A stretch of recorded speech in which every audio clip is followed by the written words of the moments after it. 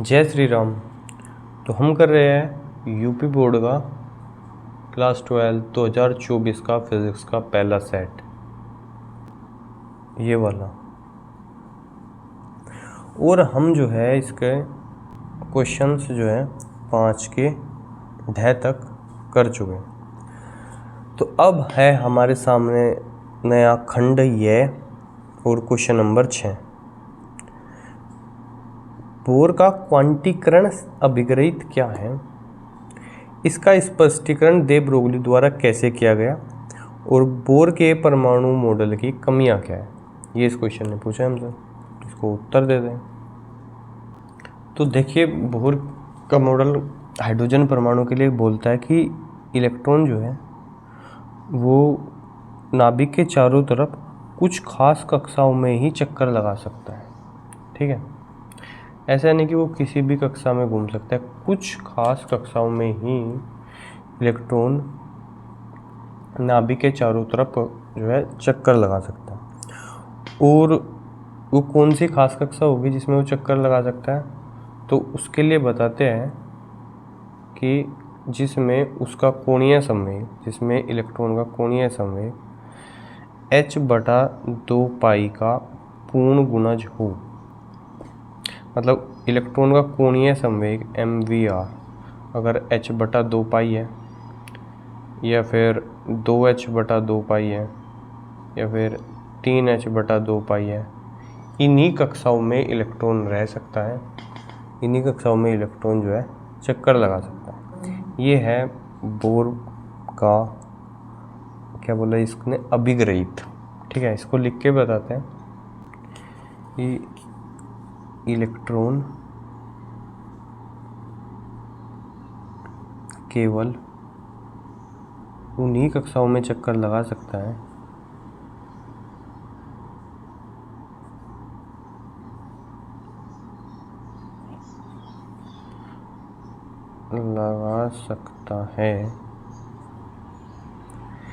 जिनमें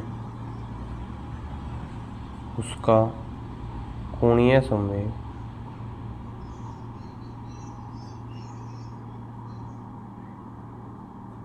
h/2 पाई का पूर्ण गुणज हो। यानी कि इलेक्ट्रॉन का कोणीय संवेग होना चाहिए mvr बराबर nh/2 पाई, जहाँ n बराबर 1 2 3 ऐसे। मतलब ये जो पहली कक्षा है इसके लिए n बराबर 1 है, दूसरी कक्षा के लिए n बराबर 2 है, तीसरी कक्षा के लिए n बराबर 3। तो इलेक्ट्रॉन या तो यहाँ हो सकता है, या यहाँ, या यहाँ, इनके बीच में नहीं घूम सकता। यहाँ से सीधा इधर जाएगा ऊर्जा को ग्रहण करके। ठीक है, और अगर इधर से इधर पहुँचा तो ऊर्जा को त्यागेगा, फोटोन त्याग देगा। तो ऐसी बात है कुछ। तो ये था बोर का अभिग्रहित, उसका पोस्टुलेट। पर बोर ने इसका कोई कारण नहीं बताया। उसने कहा कि इनमें घूम सकता है और इनको बोलेंगे स्थायी कक्षा। ठीक है, इनमें जब इलेक्ट्रॉन घूमता है तो वो जो है कुछ ऊर्जा भी नहीं त्यागता। ठीक है, क्योंकि भाई इलेक्ट्रॉन जो है एक आवेशित कण है, और जब आवेशित कण जो है गोल गोल चक्कर लगाएगा तो उसके पास अभिकेंद्रीय त्वरण होगा, और एक त्वरित आवेश क्या करता है, विद्युत चुंबकीय तरंग उत्पन्न करता है। लेकिन बोर ने कहा नहीं, ये स्थायी कक्षा है, जब इसमें घूमेगा तो नहीं, ऐसा कुछ वो विद्युत चुंबकीय तरंग नहीं छोड़ेगा। जब वो एक कक्षा से दूसरी कक्षा में जाएगा तो उन दोनों कक्षाओं के बीच में जो ऊर्जा का अंतर है उतनी ऊर्जा का एक फोटोन छोड़ेगा। पर क्यों इसका कोई स्पष्टीकरण बोर के पास नहीं था। वो इस बात का कोई स्पष्टीकरण नहीं दे पाए कि ऐसा क्यों है। Yes, no justification for this. तो फिर इस चीज़ का जो है स्पष्टीकरण दिया किसने, दे ब्रोगली ने स्पष्टीकरण दे दिया। कैसे भाई, दे ब्रोगली ने क्या कहा था कि जो द्रव्य कण हैं जैसे इलेक्ट्रॉन है, वो भी क्या होते हैं, वो तरंग भी होते हैं। और उनके साथ यानी जो इलेक्ट्रॉन है, बोर सिद्धांत में तो क्या है, वो एक कण है, घूम रहा है। लेकिन दे ब्रोगली ने कहा क्या कि वो कण के साथ साथ क्या है, वो तरंग भी है। ठीक है, वो तरंग है। और वो तरंग, उसका तरंग दैर्घ्य होगा लैम्डा बराबर h/mv। m उसका द्रव्यमान और v वेग से वो घूम रहा है। अब देखो, अगर कोई तरंग जो है, एक इसे ये कक्षा ही समझो, इस कक्षा में एक कोई तरंग पूरी घूमनी है, तो वो क्या बनाएगा, वो एक स्टैंडिंग वेव बनाएगा। ठीक है, ऐसे स्टैंडिंग वेव बनाएगा। इसमें क्या होगा, कुछ जगह नोड्स बनेंगे और कुछ जगह एंटी नोड्स बनेंगे। ठीक है, इसकी थोड़ा सा पिक्चर थोड़ा सा इधर कर देते हैं, ऐसे। अरे यार, इतना गंदा मेरे से बनता है ना, ऐसे समझो। ठीक है, ये जैसे एंटी नोड है और ये नोड है, मतलब जिधर कंपन स्टैंडिंग वेव में जिधर कंपन कम होता है वो नोड, और जिधर मैक्सिमम है वो एंटी नोड। अब उन्होंने क्या कहा, देखो ये एक एंटी नोड और दूसरे एंटी नोड के बीच की जो दूरी है वही क्या है, उसकी वेवलेंथ है। इलेक्ट्रॉन जो कि एक वेव है, वेव भी है, उसकी ये क्या है, वेवलेंथ। अब बात ऐसी है कि स्टैंडिंग वेव जब बनेगी तो जो ये परिधि है, जो इलेक्ट्रॉन जिस कक्षा में चक्कर लगा रहा है, उसकी परिधि में या तो जो है एक वेवलेंथ जितनी परिधि होनी चाहिए, या दो वेवलेंथ जितनी, या तीन जितनी, या चार जितनी, बीच की नहीं होनी चाहिए। समझो, इसका मतलब समझो, बताता हूँ। जैसे कि ये एक पॉइंट है और ये एक पॉइंट है, समझो, इसके बीच में एक स्टैंडिंग वेव बननी है, तो स्टैंडिंग वेव या तो ऐसी बने कि एक ही वेवलेंथ इसके बीच में आए, कंपन करे, सब कभी जो है किसी धागे को दो उससे में आके उसको ऐसे खींचना, उससे स्टैंडिंग वेव बनी। या फिर जो है एक वेवलेंथ नहीं तो जो है दो हो जाए ऐसे, या फिर एक दो तीन हो जाए। ठीक है, लेकिन अगर तुम कहो कि जो है जी एक दो तीन और साढ़े तीन से काम चल जाएगा क्या, नहीं चलेगा। ठीक है, तो मतलब कि बात क्या है कि जब स्टैंडिंग वेव जो है, इलेक्ट्रॉन जो घूम रहा है वो तरंग भी है, और जब वो तरंग चक्कर काटेगी तो जो तरंग की परिधि है, ठीक है, यानी जो परिधि है 2πr, वो उसकी वेवलेंथ के पूर्ण गुणज के बराबर होनी चाहिए। ठीक है, ये दे ब्रोगली के सिद्धांत से निकल के आया। ठीक है, यानी इलेक्ट्रॉन जो है, इलेक्ट्रॉन जब कक्षा में घूमता है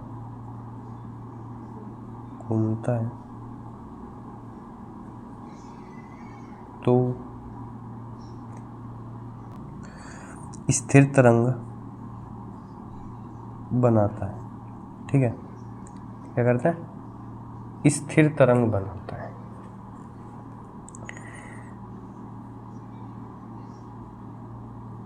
तो इलेक्ट्रॉन उसी कक्षा में घूम सकता है, उसी कक्षा में घूम सकता है जिसमें या जिसकी परिधि इलेक्ट्रॉन की तरंग के पूर्ण गुणज के बराबर हो। यानी कि अगर जो है परिधि जो भी, जैसे यहाँ पर बहुत सारी कक्षाएं होगी, ये ऐसे, लेकिन इलेक्ट्रॉन इसमें और इसमें ही क्यों घूम रहा है? बोर ने तो कह दिया कि बस घूम रहा है, पर जो है दे ब्रोगली ने समझाया कि वो उसी कक्षा में घूम पाता है जिस कक्षा की परिधि जो है इलेक्ट्रॉन की तरंग के पूर्ण गुणज के बराबर हो, यानी 2πr बराबर हो n लैम्डा। इसको थोड़ा सा इधर ले आओ, यानी कि 2πr कक्षा की परिधि बराबर होनी चाहिए n लैम्बडा, जहाँ n बराबर 1 2 3 ऐसे करेंगे। अब देखो लैम्बडा क्या है, हमने कहा दे ब्रोगली ने बताया था कि लैम्बडा बराबर होता है h/mv, इसको इधर रखेंगे तो 2πr बराबर क्या होगा NH/mv। अब एक काम करते हैं, mv को इधर लेके जाते हैं और r को इधर लेके जाते हैं, तो क्या हो जाएगा mvr बराबर NH/2π। वही बात जो है बोर बोल रहा था कि ऐसा होता है, पर क्यों होता है वो नहीं बता पाया।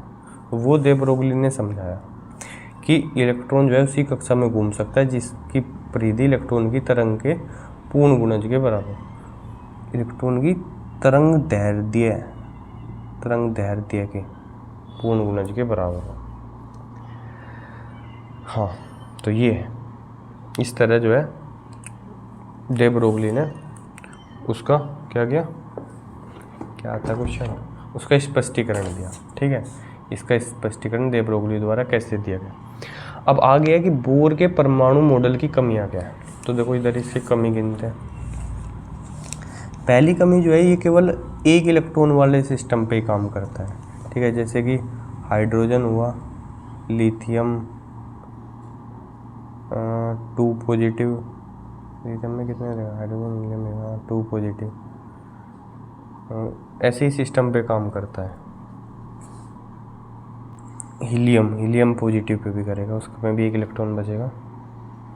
तो मतलब केवल वे परमाणु जिसमें एक इलेक्ट्रॉन है, या वे नाभिक जिसके चारों तरफ एक इलेक्ट्रॉन घूम रहा है, उसी पे ये काम करता है बोर का सिद्धांत, उससे ज़्यादा पे काम नहीं करता है। ठीक है, देखो किताब से लिख लेते हैं सीधा, मुझे लिखना नहीं पड़ेगा, तुम नोट कर लेना। ठीक है, पहले तो एक इलेक्ट्रॉन वाला जो परमाणु है उसी पे काम करता है, ये अन्य परमाणु के स्पेक्ट्रम की व्याख्या नहीं कर सकता। दूसरी बात, इसमें नाभिक को स्थिर माना गया है, मतलब इलेक्ट्रॉन चारों तरफ घूम रहा है लेकिन नाभिक वहीं बैठा है, और ये तभी संभव है जब नाभिक का द्रव्यमान अनंत हो, मतलब नाभिक भी कुछ गति करेगा, जो कि इसमें बिल्कुल इग्नोर किया गया। तीसरी चीज़ है कोणीय संवेग के क्वांटीकरण का कोई तर्क संगत आधार बोर ने नहीं दिया। बोर ने तो नहीं बताया था कि ये जो क्वांटीकरण है mvr बराबर NH/2π ये क्यों है, बोर ने कुछ नहीं बताया था उसको, बस ऐसे ही मान लिया कि है तो है। ठीक है, बाद में ये बात निकल गई कि हाँ है, ठीक है मानते हम, बट बता दो भाई क्यों है। तो दे ब्रोगली ने उसको कुछ समझाया कि इसलिए इसमें जो है इलेक्ट्रॉन की कक्षाएं वृत्ताकार मानी गई, जबकि दीर्घ वृत्ताकार होती है। चलो ये तो ऐसी कुछ बड़ी बात नहीं है, और ये सब आगे की चीज़ें हैं। तो ये 3 हो गए। इसके अलावा एक चीज़ जो है, हाँ ये पॉइंट भी लिख लेना, एक चीज़ ये है कि ये अनसर्टेनिटी प्रिंसिपल का, अनिश्चितता के सिद्धांत का भी उल्लंघन करता है, क्योंकि इसमें क्या माना गया था कि इलेक्ट्रॉन जो है एक निश्चित कक्षा में घूम रहा है, मतलब हमको उसकी जो है स्थिति का पता चल गया पूरा कि इलेक्ट्रॉन कहाँ है। दूसरी बात यहाँ देखो, हमको उसकी स्थिति का पता चल गया, हमको उसका जो है मोमेंटम भी पता चल जाएगा कि mv की वैल्यू वो r डाल दिया कि भाई इतनी दूरी पे घूम सकता है इलेक्ट्रॉन, ये सब तो कांस्टेंट है, कि हमें जो है उसका संवेग भी पता चल गया mv भी, और उसकी जो है नाभिक से दूरी r भी, मतलब उसकी स्थिति भी पता चल गई कहाँ है वो, और उसका संवेग भी पता चल गया। पर ये तो संभव नहीं है, किसी भी कण का, तरंग का, वस्तु का, उसका जो कुछ भी होता है उसकी पोजीशन यानी स्थिति और उसका संवेग एक साथ पता करना तो संभव नहीं है। तो इस सिद्धांत में क्या है, कमी है। असल में क्या होता है कि इलेक्ट्रॉन की संभावना होती है ऑर्बिटल्स में कि जो है भाई इतने एरिया में ये जो है यहाँ पे 1 इलेक्ट्रॉन मिल जाएगा हमको, ये इसमें 2 इलेक्ट्रॉन मिल जाएंगे, ऐसा करके एक्यूरेटली बिल्कुल कि हाँ इतनी दूरी पे इसी कक्षा में घूमेगा, ऐसा तो नहीं होता। लेकिन बोर के सिद्धांत में तो बिल्कुल एक निश्चित कक्षा में घूम रहा है इस मॉडल में, तो इसलिए वो अनिश्चितता के सिद्धांत का उल्लंघन करता है। तो नोट कर लो इनको, शुरू के 2-3 बुक से अपनी लिख लियो और साथ में ये भी लिख लियो कि यह अनिश्चितता के सिद्धांत का उल्लंघन करता है। बस इतनी सी बात लिखनी है, 1 पॉइंट 1 नंबर मिल जाएगा। अगला क्वेश्चन है कि निरपेक्ष ताप T पर किसी कण की ऊर्जा kB T कोटि की है। यहाँ पे kB क्या होगा, इसने दिया भी आगे बोल्ट्जमान कांस्टेंट होगा, मतलब इस ऑर्डर की है, मतलब इतनी ही मानेंगे हम तो उसकी। और 27 डिग्री सेल्सियस, ठीक है। निरपेक्ष ताप मतलब टेम्परेचर केल्विन में लेना है। 27 डिग्री सेल्सियस का कितना हो जाएगा, 273 जोड़ देंगे 300 केल्विन। पर उसमें न्यूट्रॉन के तरंग दैर्ध्य की गणना कीजिए। चलो कर लेंगे भाई। इसी तरंग दैर्ध्य के फोटोन की ऊर्जा ज्ञात कीजिए। मतलब एक फोटोन है जिसकी तरंग दैर्ध्य तो इतनी है, बताओ उसकी ऊर्जा कितनी होगी। ये 2 चीज़ हमें पता करनी है। चलो बहुत बढ़िया। तो पहले तो हम न्यूट्रॉन की तरंग दैर्ध्य किससे प्राप्त करेंगे, जो है यही अपना दे ब्रोगली। तो दे ब्रोगली का सिद्धांत कहता है कि न्यूट्रॉन की तरंग दैर्ध्य जो है लैम्बडा वो होगी h/mv। m उसका द्रव्यमान है और v उसका वेग है, mv हो गया उसका संवेग। पर हमारे पास तो इस बार क्या है, हमारे पास तो उसकी गतिज ऊर्जा है जो कि कितनी है, kBt इतनी है। ओके, हमें पता है गतिज ऊर्जा क्या होती है। गतिज ऊर्जा होती है 12mv², है ना।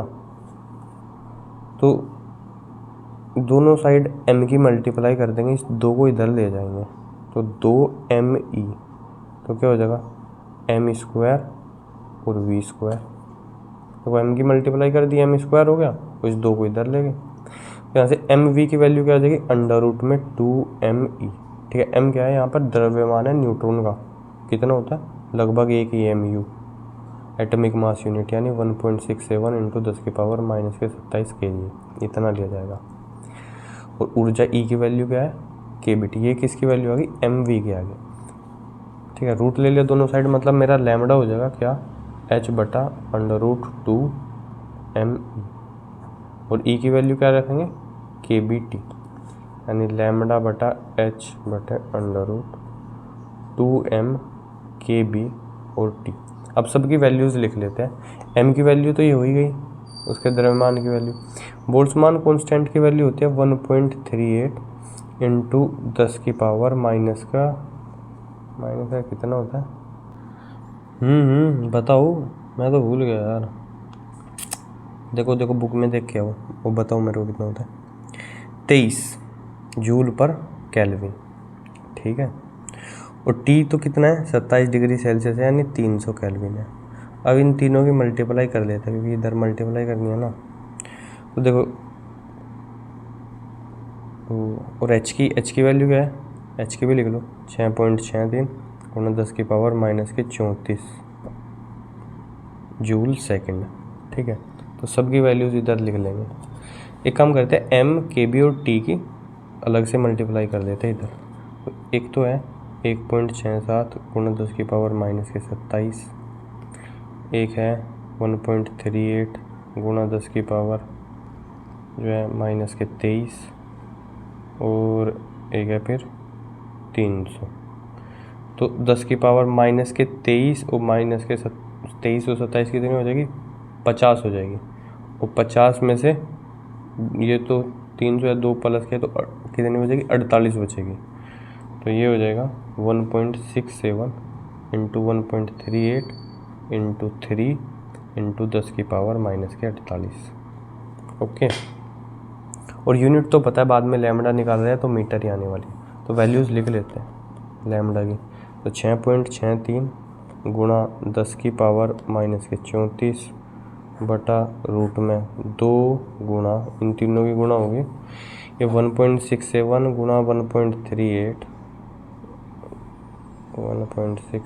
1.38 गुणा कितना 3 और गुणा 10⁻⁻48। देखो 48 को रूट में से बाहर निकालेंगे, कितना हो जाएगा, 24 बाहर आएगी। ठीक है, बाकी सबको रूट के अंदर ही रहने दो। ये क्या हो गया, रूट में 3 दूनी 6 हो जाएगा, गुणा ये कितना होगा, लगभग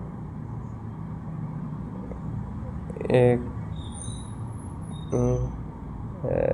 अरे अरे अरे अरे अरे, एक काम करते हैं, क्योंकि देखो पेपर में तो कैलकुलेटर तो तुम लोगों के पास होगा नहीं, तो एक काम करते हैं, इसको थोड़ा सा अप्रोक्सीमेटली लेंगे, इसकी वैल्यू को 1.65 ले लेते हैं, थोड़ा सा कम कर लेते हैं, और इसकी वैल्यू को थोड़ा सा बढ़ा लेते हैं, इसको 1.4 मान लेते हैं, है ना। अब करके मल्टीप्लाई कर लेंगे।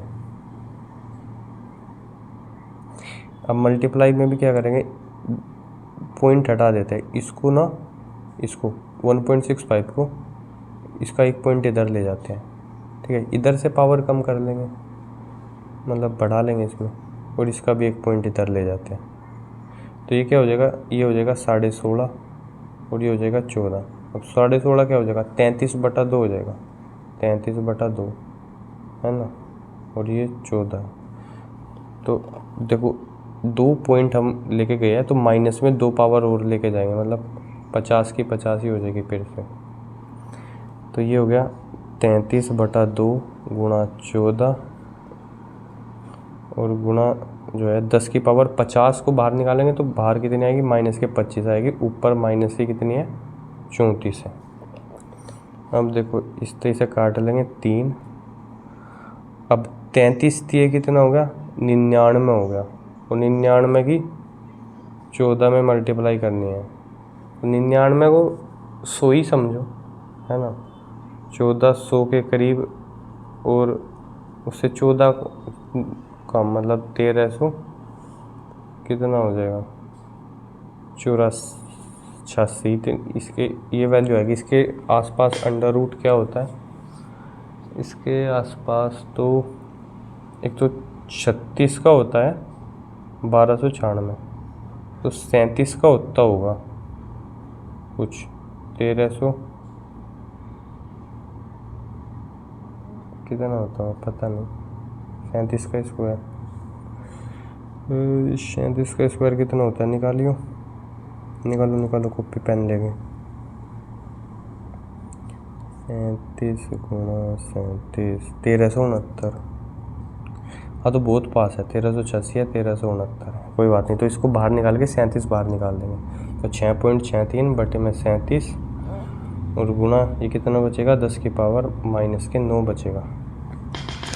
और ये क्या है लगभग, ये इसका लगभग 6×6 = 36 होता है, तो लगभग 1/6 है ना, ऊपर बड़ा है 7, ये लगभग 7 के पास जा रहा है, 7×5 = 35 भी होता है, तो 1/5 और 1/6 के बीच में है। 1/5 क्या होता है, 0.4 होता है, और 1/6 कितना होता है, 0.16 होता है, तो इसके बीच में कुछ मान लेते हैं, 0.18 मान लेते हैं, 0.18 और गुणा 10 की पावर -9 मीटर, यानी कि कितना आ गया, लगभग 1.8 गुणा 10 की पावर -10 मीटर। 0.1 इधर ले आए कर दिया, यानी कि 1.8 एंगस्ट्रॉम। अब सब तुक्का ही मार रहा हूँ अभी तक मैं कैलकुलेशन में, सही गलत कितना है पता नहीं, देख लेते हैं एक बार आंसर क्या दिया इसने। इसने तो भैया आंसर कुछ और ही दिया है, इसने तो दिया है 1.45 एंगस्ट्रॉम। तो कहाँ गलती की हमने, हम तो 1.8 ले आए। फिर से आओ, फिर से देखो इसको, मल्टीप्लाई कर लेते हैं बस दोबारा अच्छे से, और क्या करेंगे, 2 गुणा जो है 1.38 और गुणा 1.67 और गुणा 3, ठीक है, और इसका लेना है रूट, तो इसका लेंगे अंडर रूट। अब यार कहाँ है, इसका अंडर रूट लेंगे तो आएगा 3.71 नीचे, 3.71 और उससे 6.63 को डिवाइड करेंगे। यार वैल्यू तो फिर भी नहीं मैच हो रही। तुम एक चीज़ देखो, इसका क्या है 3.71 आया है, मेरा क्या आया है, मेरा 37 आया है। अब मेरा 37 कैसे आ गया सोचो, सोचो 37 इसलिए आ गया क्योंकि मैंने क्या किया था, दो, अभी 48 को तो बाहर निकालेंगे, क्या आएगा 24 आएगा, लेकिन मैंने 25 बाहर निकाला हुआ है, यानी वो इधर कंज्यूम हो रखे है 2 0, वही सेट। तो मतलब देखो मैंने जो तुक्का मार के आंसर लेके आया हूँ ऐसे ऐसे करके, इसको 0.6 मान लेते, वो लगभग क्या है, सही है 3.71, और ये सब है मेरा 37 था। अब तो तुम लोग बिल्कुल कंफ्यूज हो गए हो, मैं इसमें चल क्या रहा है। भाई मुझे लगता है इसका आंसर ही गलत है। अब इसको डिवाइड करके देख लेते हैं कि डिवाइड हमने गलत किया है क्या। 6.63 को डिवाइड कर, अरे यार चलो एक ही बात है, इसको 37 से करना है ना, तो 317 से कर लेंगे। तो क्या वैल्यू देखो, मैं क्या लेके आया था 1.8 है ना, 1.8 या 0.18 वही समझो। इसकी क्या है 1.79, कितनी वैल्यू मैच कर रही है, बिल्कुल मैच कर रही है, तो मेरा आंसर ही सही है। हाँ तो और क्या, तो ये इलेक्ट्रॉन की उसकी न्यूट्रॉन की तरंग दैर्ध्य होगी। अगर तुमको कोई कैलकुलेशन एरर कहीं दिखेगा तो बताना, ठीक है। ये तो होगी न्यूट्रॉन की तरंग दैर्ध्य। अब उसने आगे कहा था इतनी ही तरंग दैर्ध्य के फोटोन की एनर्जी बताओ। तो देखो लैम्बडा फोटोन का क्या होगा 1.8 एंगस्ट्रॉम। तो एनर्जी क्या होती है उसकी, एनर्जी होती है E बराबर hc बटा लैम्बडा, ठीक है। अब देखो hc की वैल्यू याद रखना, hc की वैल्यू होती है 12,400 और 12,400 आगे क्या होता है, हाँ इलेक्ट्रॉन वोल्ट और एंगस्ट्रॉम, ये वैल्यू होती है। एक्चुअली 1240 इलेक्ट्रॉन वोल्ट नैनोमीटर में आता, एक जीरो बढ़ा दी तो एंगस्ट्रॉम कर लिया। मतलब इसके कैलकुलेशन ना करनी पड़े, डायरेक्ट कर ले, इसलिए मैंने लिखा। अब इसको जो है डिवाइड करेंगे लैम्बडा से, मतलब 1.8 एंगस्ट्रॉम से, तो एंगस्ट्रॉम से तो एंगस्ट्रॉम कैंसिल हो गया, तो इतनी जो है ये एनर्जी बचेगी। 124 को डिवाइड करना है 18 से, करिए कैलकुलेटर खोल लीजिए, तो इसी से कर लेते हैं। 124 डिवाइड बाई 1.8 तो 68.88, क्या हो गया 68.88, ठीक है। इसको ही किया ना इतने को, 2 जीरो आगे बची हुई है, गुणा 10⁻² इलेक्ट्रॉन वोल्ट, ये है। अब इसने आंसर क्या दिया है, इसने आंसर दिया है जूल में दिया है, तो जूल में बदलने के लिए क्या करेंगे, इलेक्ट्रॉन वोल्ट को, एक इलेक्ट्रॉन वोल्ट में कितना जूल होता है 1.6 इंटू 10⁻⁹, तो उसकी मल्टीप्लाई कर देते हैं 68.88 गुणा 10⁻² गुणा 1.6 गुणा 10⁻⁻19 जूल। तो 68.88 जो भी आया है ये, इसमें मल्टीप्लाई करते हैं 1.6 को, तो ये क्या आ गया, 110 के करीब आ गया। तो 110 पॉइंट गुणा ये क्या बचेगा 10⁻17 बचेगा, माइनस के 17 जो, यानी 1.1 गुणा 10⁻⁻15 जूल, ये हो गया। अब हमारे क्वेश्चन में गलती कहाँ रही पता नहीं। एक चीज़ हो सकती है जो मेरे को लगता है, ठीक है, ध्यान से समझना। एक्चुअली क्या होती है कि किसी कण की ऊर्जा जो है किसी टेम्परेचर पर वो लगभग होती है, इसने बोल तो दिया है कि kBT की कोटि की है, बट वो होती है बहुत क्लोजली 3/2 kT के करीब होती है, ठीक है, क्योंकि पर degree of freedom energy ½ kT होती है और 3 डिग्री ऑफ फ्रीडम में 3/2 kT, तुमने थर्मोडाइनमिक्स में भी ये देखा होगा।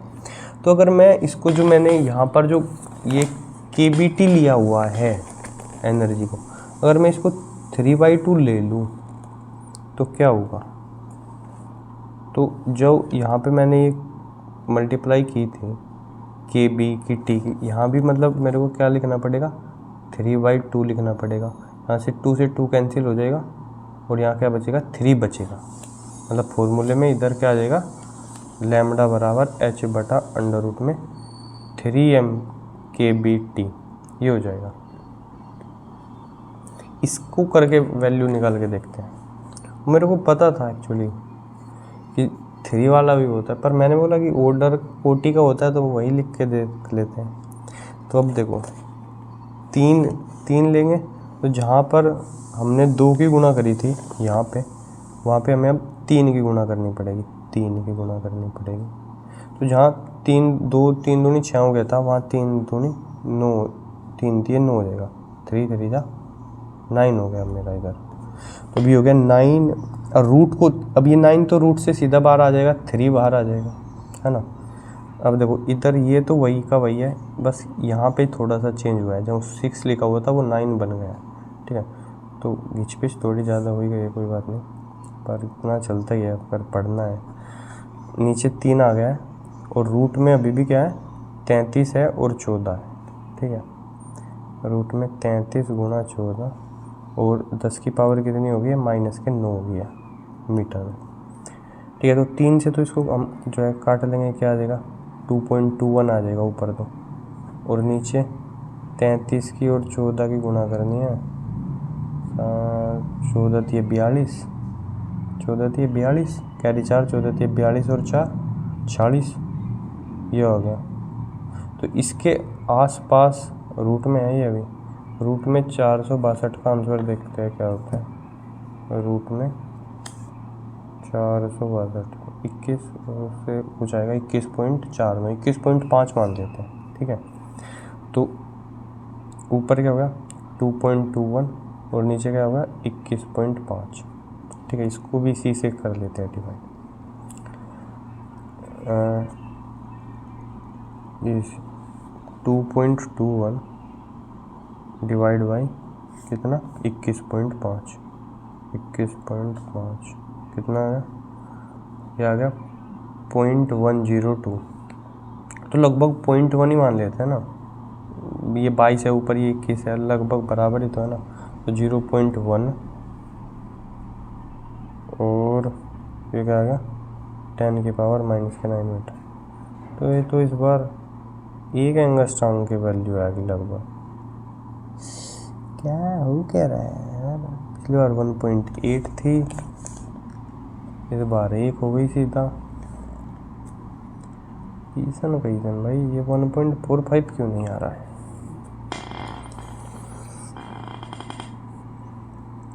ऐसा है, इसको शुरू से करेंगे, बहुत गुणा भाग हो गई। हम लोग यार इतना टाइम ख़राब करवा दिया, उसके लिए सॉरी, लेकिन गुणा भाग में गलती है, मैंने देख लिया। तो क्या है, लैम्डा बराबर h/mv था, ठीक है, और इसका फॉर्मूला बन गया था h/√3m/kBt, क्योंकि हमने जो उसकी एनर्जी ली थी वो कितनी ली थी, फिर 3/2 kBt ये ली थी। kB क्या बोल्ट्जमान कॉन्सेप्ट, kT भी सीधा सीधा लिख सकते हैं। अब इनकी वैल्यूज लिखते हैं सिर्फ, ठीक है। ऊपर 6.63 गुणा 10 की पावर -34, और नीचे 3 गुणा 1.67, वो तो बाद में लिख देंगे, इसकी 1.38, इसकी 300 का 3 लिख लेते हैं, और गुणा 10 की पावर कितना था, -48 बन गया था, ठीक है, मल्टीप्लाई कर, तो 48 का 24 बन जाएगा, और वो 10 चला जाएगा, तो ये हो गया 6.63 नीचे रूट में। अब इनकी मल्टीप्लाई करनी है बस, तो एक तो 3 तो ये बाहर आ जाएगा, और फिर मल्टीप्लाई 1.67 की और 1.38 की करनी है, और उसका रूट भी लेना है, ठीक है ना। ये 2 3 से तो ये 1 3 बाहर आ गया, क्या यार पहले से सोल्व करना चाहिए था। तो 1.38 मल्टीप्लाई कितना 1.67 ये आ गया है पॉइंट, ठीक है 2.3046, और इसका लेंगे रूट 1.51 हो गया, ठीक है।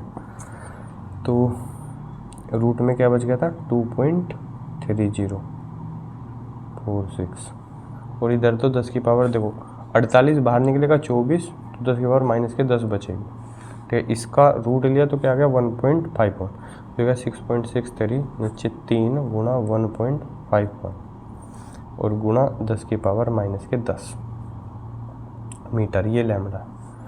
अब इन दोनों की मल्टीप्लाई करेंगे तो 15 × 45 हो जाएगा, ठीक है, यानी कि 6.63 डिवाइड बाई 45 4.53 आ जाएगा लगभग, है ना। और अब डिवाइड कर लेते हैं,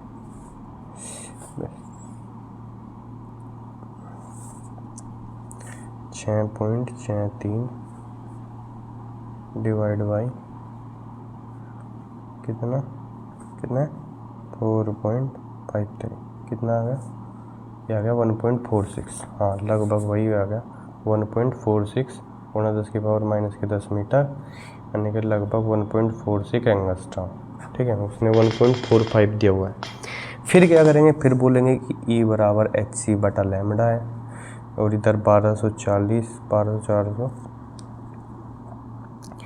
इलेक्ट्रॉन वोल्ट एंगस्ट्रॉम बटे 1.46 एंगस्ट्रॉम, इससे कट गया तो क्या आ जाएगा 12400 डिवाइड बाई 1.46 इक्वल टू क्या गया 8493, यानी 8493 इलेक्ट्रॉन वोल्ट, ठीक है। इसको अब जूल में बदलेंगे तो 8493 गुणा 1.6 गुणा 10⁻⁻19 जूल।